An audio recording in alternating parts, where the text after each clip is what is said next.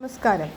ഇന്ന് ദിനപത്രങ്ങളുമായി ബന്ധപ്പെട്ട് വളരെ പ്രധാനപ്പെട്ട കുറച്ച് ചോദ്യങ്ങളാണ് പഠിക്കുന്നത്. ഇന്ത്യയിലെ ആദ്യത്തെ ദിനപത്രമായ ബംഗാൾ ഗസറ്റ് തുടങ്ങിയത് 1780 ജനുവരി 29-ന്. ജെയിംസ് അഗസ്റ്റസ് ഹിക്കിയാണ് ഈ പത്രം ആരംഭിച്ചത്. കൽക്കട്ട ജനറൽ അഡ്വൈസർ എന്നാണിത് തുടക്കത്തിൽ അറിയപ്പെട്ടത്. ഇന്ത്യൻ പത്രദിനമായി ഇന്ത്യൻ ന്യൂസ് പേപ്പർ ഡേ ജനുവരി 29 ആചരിക്കുന്നു.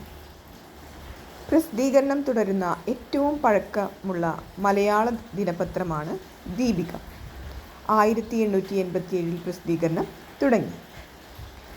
മലയാളത്തിലെ ആദ്യത്തെ പത്രം രാജ്യസമാചാരം 1847 തലശ്ശേരിയിൽ നിന്നും ഹെർമൻ ഗുണ്ടർട്ടാണ് തുടങ്ങിയത്. Young India, Harijan, Indian opinion, Navajeevan എന്നിവ ഗാന്ധിജി ആരംഭിച്ച പത്രങ്ങളാണ്. നാഷണൽ ഹെറാൾഡ് സ്ഥാപകൻ ജവഹർലാൽ നെഹ്റു.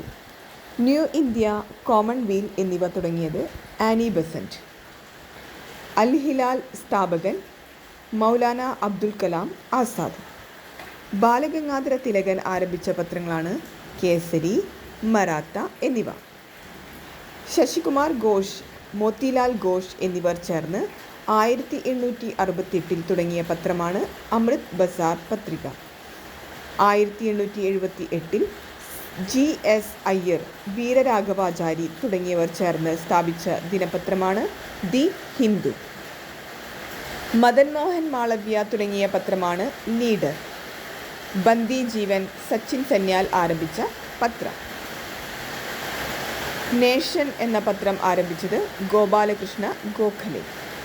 പ്രബുദ്ധ ഭാരത്, ഉദ്ബോധൻ എന്നിവ വിവേകാനന്ദൻ ആരംഭിച്ച പത്രങ്ങളാണ്.